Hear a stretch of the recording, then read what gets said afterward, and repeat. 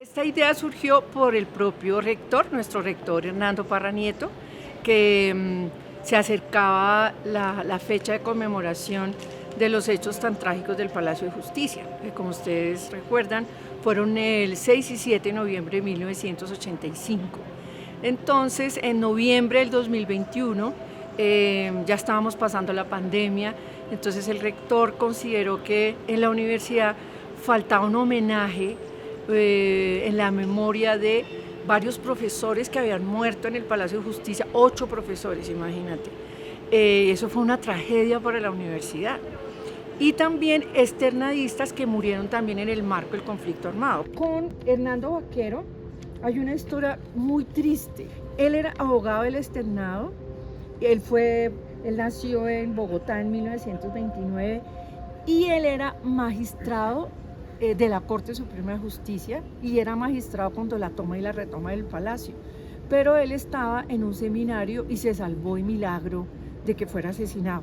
Y Pablo Escobar lo persiguió, mandó sicarios hasta que lo asesinaron. Iba en el carro con su esposa, a la esposa le hirieron la mano y a él lo asesinaron. Él fue procurador en el gobierno de Betancourt y él fue un gran promotor de la ley de extradición a Estados Unidos también, pues porque ellos consideraban que ese mecanismo de cooperación internacional de lucha contra la impunidad era un buen mecanismo para luchar contra el narcotráfico, etc.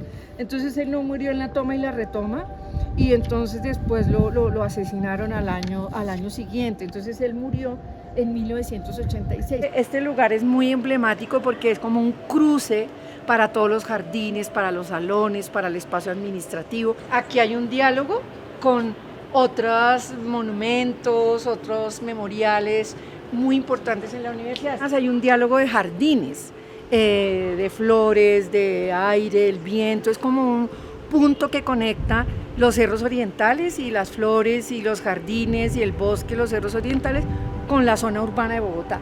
La propia forma del árbol, de la presencia del agua, nos ayudaba como a inspirarnos en lo que después podría ser el concepto final del monumento. Cuando se inauguró este memorial, vinieron los familiares de todas las víctimas. Es un homenaje también a los sobrevivientes y también a sus familias.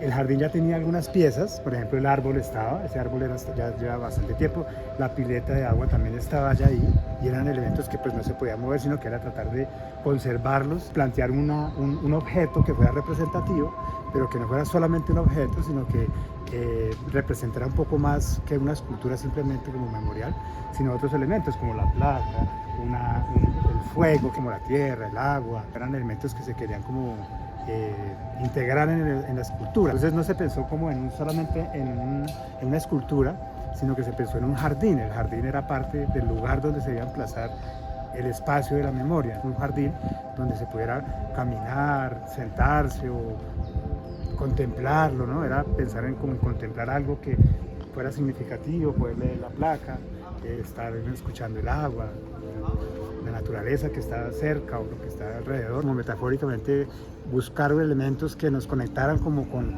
las víctimas y que de alguna manera nos enlazara con el tema de la memoria. Entonces, pero esas memorias son múltiples, digamos, no era una sola memoria, no eran 12 personajes nomás, sino también fueron muchos más que no están aquí en la placa, pero que también el monumento tenía que responder un poco también a esa multiplicidad de desaparición, de asesinatos, de muertes que hemos estado viviendo aún todavía, del piso al cielo, de alguna manera es como el concepto de la columna, pero esas columnas a veces se interrumpen por alguna razón. Entonces en este caso pues fue la violencia la que interrumpe un poco esa idea y por eso se llama este objeto que está centrado aquí, que es la escultura principal, es la columna trunca. Luz non oxidat, que significa para que su luz nunca se extinga, es decir, para que la memoria no se pierda, para que nos ilumine en un momento oscuro. De todos modos, al final hay luz. La columna trunca se centra en la vida que en un momento dado se acaba, pero no está centrada exclusivamente en la muerte, y por eso esto es un homenaje a la vida de los profesores y de los externadistas que murieron como consecuencia del conflicto armado y que ojalá cese acá esta tragedia de asesinar a nuestros pensadores y a nuestros ciudadanos.